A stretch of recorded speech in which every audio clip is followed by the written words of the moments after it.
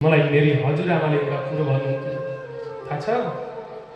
हे नाति, जिन्दगीमा मान्छे भएर एक छैन, मान्छेको बालक भएर एक छैन र सर्पको बच्चो भएर बिग छैन भने त्यो मान्छे पनि होइन, सर्पको बच्चो पनि होइन।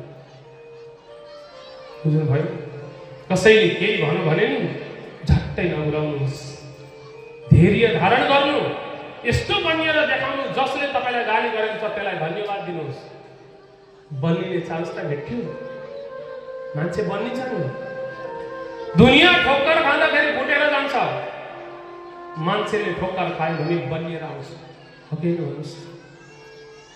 त्यही र हजुरहरूलाई हामीले कसैले गाली गर्यो भने नि यो नसोच्नुहोस् म यसले गाली गर्यो, यसले यस्तो भन्यो, यसले त्यस्तो भन्यो, सब छोडिदिनुहोस्।